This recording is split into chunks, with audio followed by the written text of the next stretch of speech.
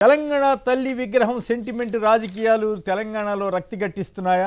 ఏమిటి తెలంగాణ తల్లి కేసీఆర్ ప్రభుత్వంలో రూపొందించిన తెలంగాణ తల్లి విగ్రహానికి ప్రస్తుతం కాంగ్రెస్ ప్రభుత్వం రూపొందించినటువంటి తెలంగాణ తల్లి విగ్రహానికి ఉన్న తేడా ఏమిటి? దాంట్లో ఉన్న వైరుధ్యాలు ఏమిటి? అసలు మార్చాల్సిన అవసరం ఎందుకు వచ్చింది? మార్చడం వల్ల వచ్చిన తెలంగాణ ప్రజలకు కలిగినటువంటి మేలేనండి, లేదంటే వాళ్ళకి కలిగిన సంతృప్తి ఏమిటి? వీటి మీద అలాగే కేసీఆర్ ఎందుకు ప్రతిపక్ష నేత పాత్ర పోషించలేకపోతున్నారని రేవంత్ రెడ్డి గారు గట్టిగా ప్రశ్నిస్తున్నారు. అలాగే మోడీ గారికి కూడా రేవంత్ రెడ్డి సవాల్ విసిరారు. వచ్చి తెలంగాణ అభివృద్ధి చూసిన తర్వాత మీరు మాట్లాడండి, చర్చకు సిద్ధమా అంటూ ఆయన మాట్లాడారు.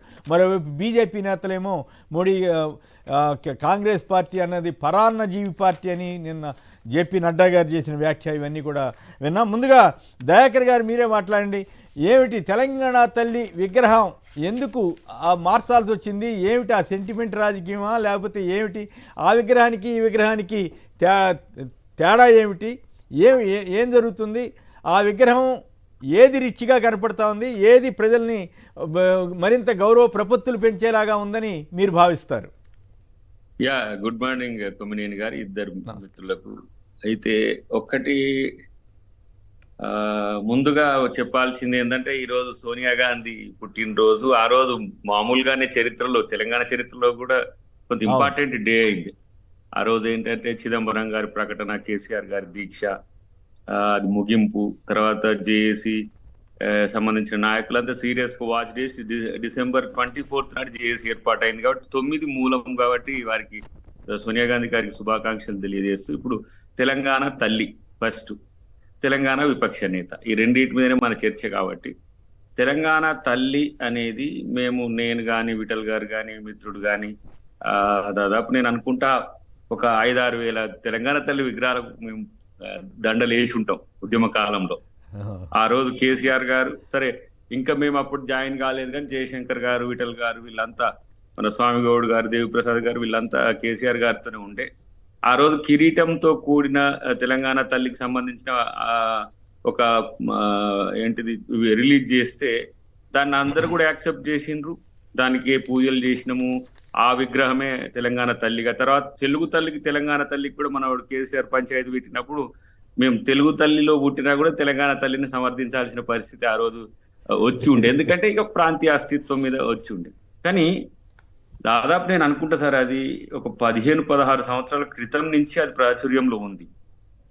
ఒక 2 రోజుల కాదు, ఒక మీటింగ్ చాలు ఈ క్యాబినెట్ లో ఒక డిసిషన్ తీసుకొని అఫీషియల్ గా తెలంగాణ తల్లి విగ్రహాన్ని డిక్లేర్ చేసి, అది సెక్రటరియట్ దగ్గరో లేకపోతే తెలుగు తల్లి దగ్గరో లేకపోతే ఇంకా ఏదో ఒక దగ్గర ఎస్టాబ్లిష్ చేసి, ఇప్పుడు అంబేద్కర్ విగ్రహాన్ని కనుక పెట్టినట్టుగా తెలంగాణ తల్లి విగ్రహానికి అఫీషియల్ ఆథెంటిసిటీ కనుక ఇచ్చుంటే ఈ సమస్య రాకపో.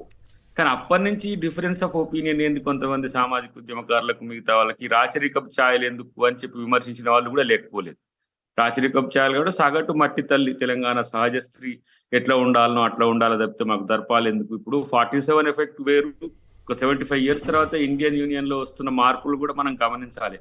న్యాచురాలిటీకి దగ్గర వస్తున్న క్రమంలో అది రేవంత్ రెడ్డి గారికి అవకాశం ఇచ్చినట్టుగా నేను అనుకుంటున్నా. కేసీఆర్ గారు నిజంగా అది చేసి ఉంటే, లేదంటే అందశ్రీ గారి జేజే తెలంగాణ కూడా ప్రతి మీటింగ్ లో ముందు అదే వాడి, కానీ దాన్ని ఎందుకో రాష్ట్ర గీతంగా ఆయన యాక్సెప్ట్ చేయలేదు. అప్పుడు కాంగ్రెస్ ప్రభుత్వం దాన్ని ఒరిజినల్ టెక్స్ట్ ను ఈ రోజు మేము కీరవాణి గారితో దాన్ని కంపోజ్ చేయించి జాతికి అంకితం చేయడం జరిగింది. ఈ రెండింటి విషయాల్లో ఎందుకు సెక్రటరియట్ ముందో సెక్రటరియట్ లోపట్ను తెలంగాణ తల్లి విగ్రహాన్ని పెట్టడానికి వచ్చిన ఆపద ఏముండే?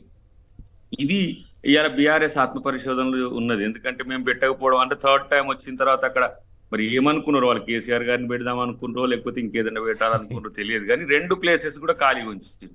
అయితే మేము అమరవీరుల స్తూపము సెక్రటరియట్ మధ్యన రాజీవ్ గాంధీ గారి విగ్రహం పెట్టడం వాళ్ళకి అసలు నచ్చట్లే.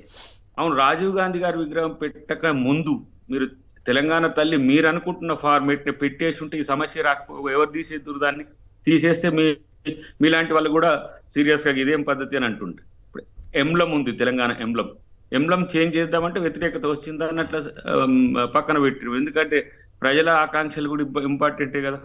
తర్వాత ఏదేంటి సార్, టీజీ టీఎస్ కు సంబంధించి ప్రతి తెలంగాణ ఉద్యమకారుని నోట టీజీ అనేది ఉండే. నిన్న మనోడు శ్రీనివాస్ గౌడ్ గారు ఎక్కడో అంటుండ్రు తెలంగాణ స్టేట్ అని రావాలని చెప్పి మేము టీఎస్ పెట్టినామని చెప్పి. కానీ ఈ ఉద్యమంలో వాడిన వాటిని వినియోగించడానికి మార్పుకి ఎందుకు కేసీఆర్ ప్రయత్నం చేసింది, ఇది వాళ్ళు చెప్పాల్సిన అవసరం ఉంది. రెండవది, ఇవన్నీ అడగడానికి కూడా విపక్ష నాయకునిగా తను అందుబాటులో లేకుండా మన ఊర్లో కాక ఎగదోసి పెట్టినట్టుగా ఎందుకు ఆ రాజకీయాలు రాజ్యాంగాన్ని గౌరవించాల్సిన అవసరం ఉంది. రేవంత్ రెడ్డి గారు ముఖ్య సభలో నాయకుడిగా ఉన్నప్పుడు ఉపనాయకుడిగా ఉండడానికో విపక్ష నాయకుడిగా ఉండడానికో అంత ఇబ్బంది ఎక్కడి నుంచి వస్తున్నది? ఇట్లా రాజ్యాంగాన్ని అవహేళన చేయవచ్చా? మామూలుగా మనకు తెలిసిన లెక్కల ప్రకారం 6 నెలలకు ఒకసారి అసెంబ్లీకి పోతే చాలట. కాబట్టి ఆయన 6 నెలలకు ఒకసారి వచ్చిపోతుండు, బడ్జెట్ అప్పుడు ఒకసారి వచ్చిపోయిండు, ప్రమాణ స్వీకారం చేయాలి కాబట్టి వచ్చిపోయింది. కానీ ప్రజల కోసం రావట్లే, ప్రజా సమస్యల కొరకు రావట్లే.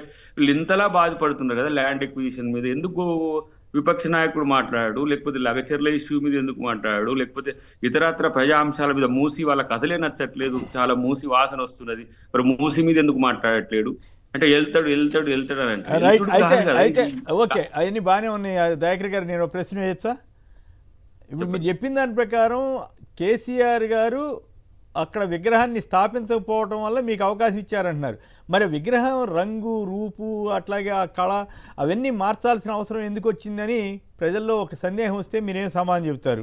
కేసీఆర్ గారు ఏమంటున్నారంటే తెలంగాణ తల్లి మార్పు మూర్ఖత్వం అని అంటున్నారు ఆయన. దీనికి ఏం సమాధానం ఇస్తారు?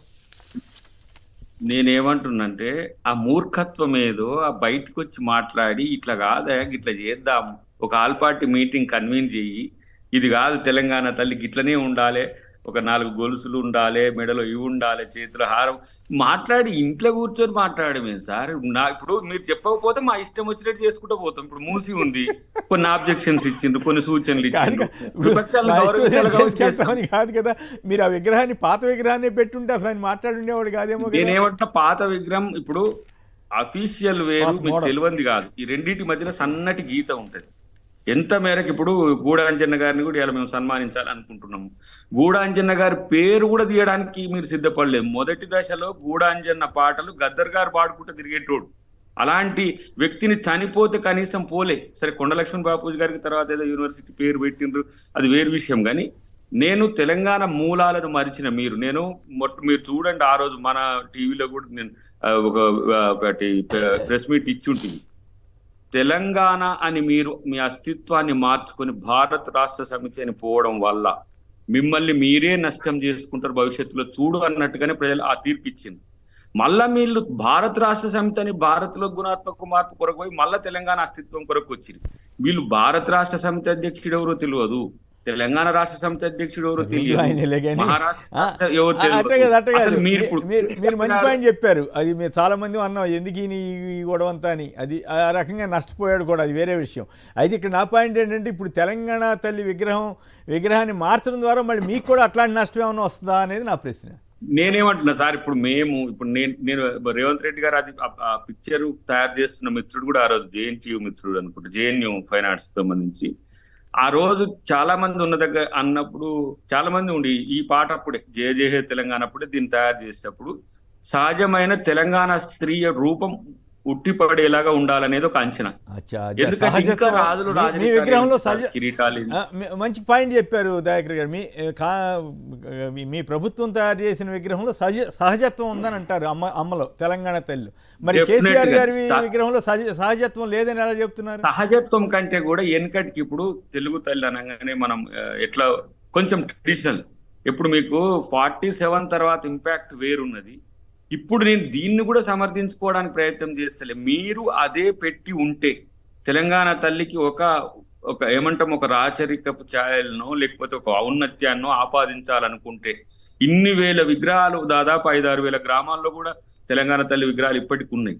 అలాంటప్పుడు దీన్ని రాటిఫై చేయడంలో మీకు వచ్చినది ఏంటి సమస్య? అసలు తెలంగాణ తల్లి మీరు ప్రతిపాదించిన చిన్న డౌట్ 5-6 వేల గ్రామాల్లో విగ్రహాలు ఉన్నాయంటున్నారు కదా, ఆ విగ్రహాలన్నీ మార్చేసి ఇప్పుడు కొత్త తల్లి విగ్రహం పెడతారా? ఇది అఫీషియల్.